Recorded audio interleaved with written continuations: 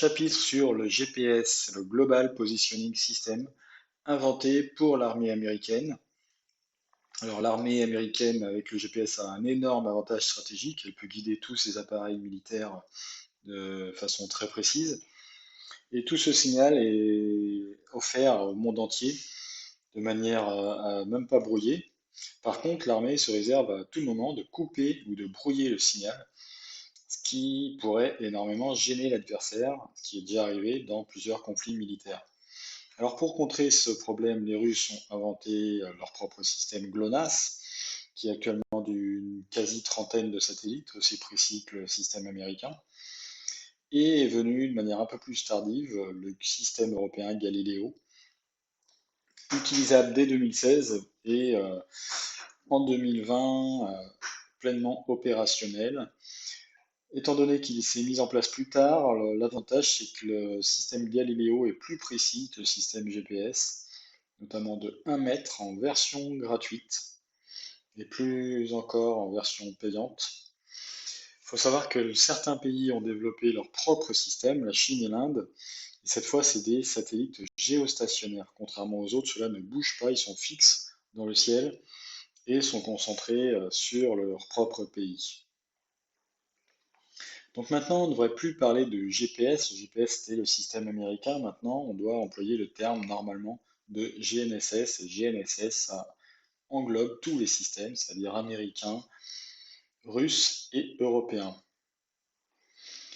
Ces trois systèmes, c'est des satellites qui sont à très haute altitude dans le ciel, qui vont à une vitesse de croisière très élevée, de environ 20 000 km/h. Donc ils vont parcourir un certain nombre de fois, plusieurs révolutions par jour autour de la Terre. Et vous observez pardon, que leur orbite est inclinée par rapport au nord-sud. C'est-à-dire qu'il n'y en a jamais qui passent par exemple pile au-dessus du pôle nord et du pôle sud. Alors c'est pas un problème parce qu'on peut quand même les capter de manière un petit peu oblique. Alors c'est quoi le système du GPS? Tout est là. Le satellite envoie des signaux sur toute la surface terrestre et l'appareil, lui, il va que recevoir ces signaux. Il faut savoir qu'il n'y a jamais de communication entre les deux. C'est uniquement de la réception. Et de cette réception, l'appareil va pouvoir définir deux choses.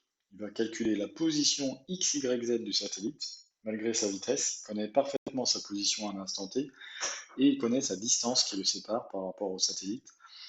Ce qui permet d'en déduire qu'il se trouve sur une sphère autour de ce satellite, ce qui n'est pas du tout suffisant pour connaître sa position. Il va avoir besoin d'autres satellites. Si on en a deux, intersection de deux bulles de savon, ben vous imaginez que ça donne un cercle. Trois satellites, ça nous donne encore deux possibilités ponctuelles de positionnement et c'est pas suffisant. Ce qu'il faut retenir, c'est qu'il faut au minimum 4 satellites en GPS pour pouvoir se positionner sur la Terre, connaître notre position X, Y, Z. Alors il y a un autre élément qui est important sur la précision, c'est ce qu'on appelle le GDOP, Global Dilution of Precision, désolé pour l'accent. C'est la plus ou moins bonne position des satellites dans le ciel. Vous voyez qu'ici c'est une position défavorable, tous les satellites sont rassemblés, sont assez proches. Et là, ils sont répartis de manière homogène, on aura une belle intersection des sphères. Donc évidemment, le meilleur cas de figure, c'est des satellites nombreux et bien répartis dans le ciel.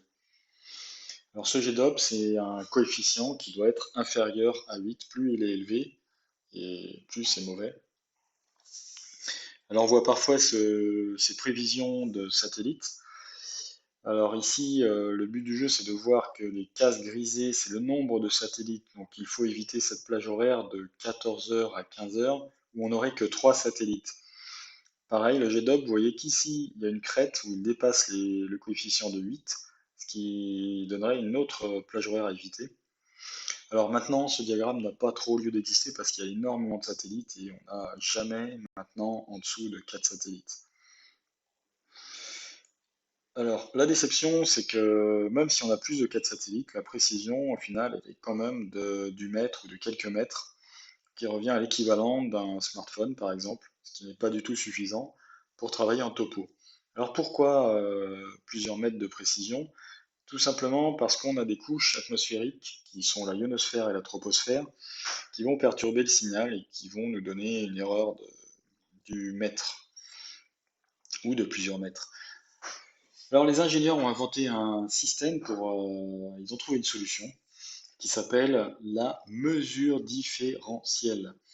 Alors qu'est-ce que c'est? Le principe il est simple, c'est que vous avez deux GPS au sol, et ces deux GPS vont communiquer entre eux par liaison radio.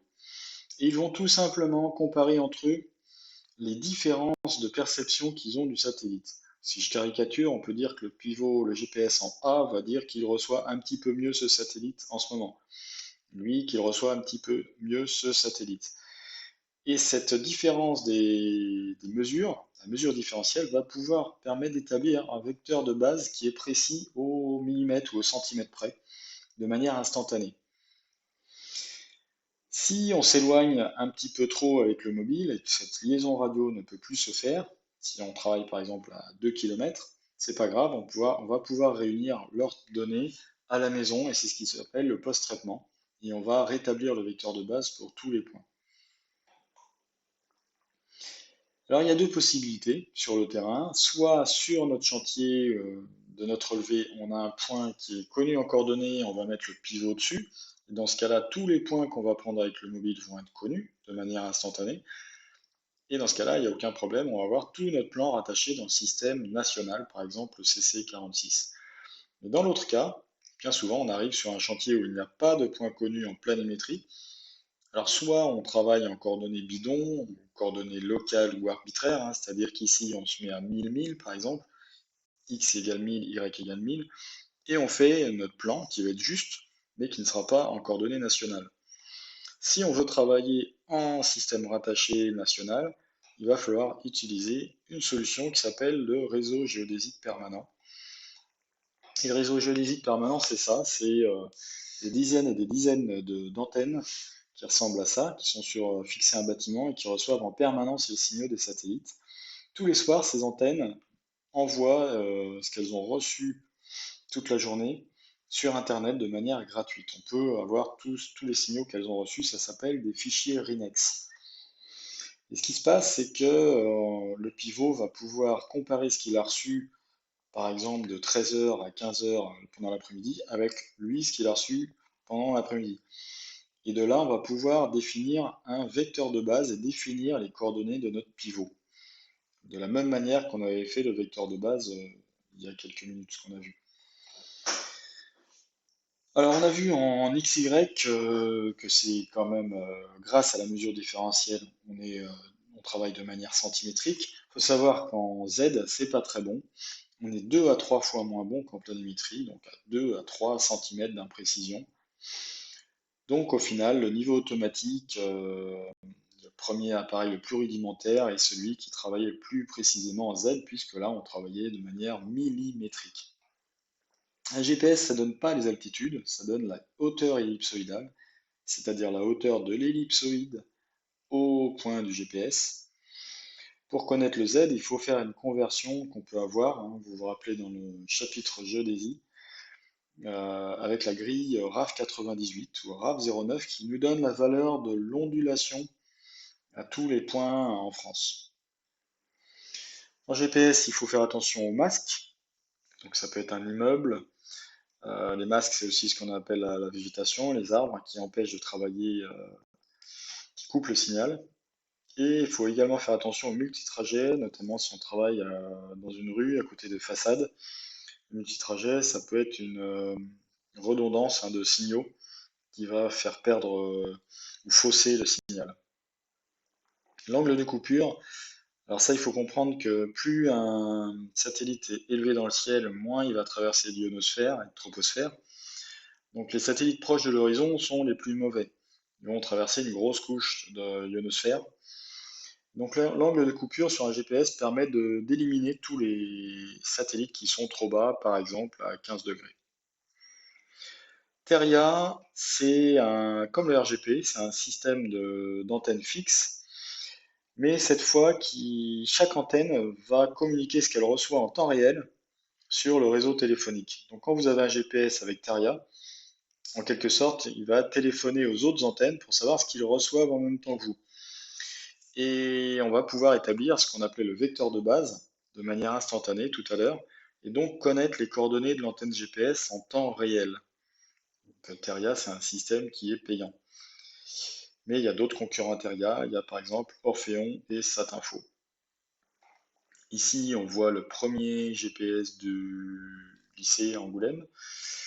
Donc là, l'antenne pour capter les satellites. Ici, c'est l'antenne radio pour communiquer avec, par exemple, l'autre GPS qui sera en version mobile, qu'on va tenir sur une canne. Donc là, c'est le GPS 500.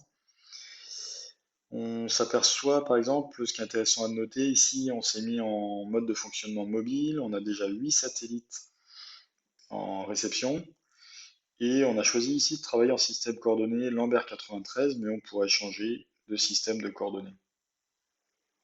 Sur le système Leica, ici, vous avez ce logo qui indique une croix, c'est-à-dire qu'on travaille en précision centimétrique, qualité de position. Ici, on a 10 satellites. Merci de votre attention sur ce chapitre.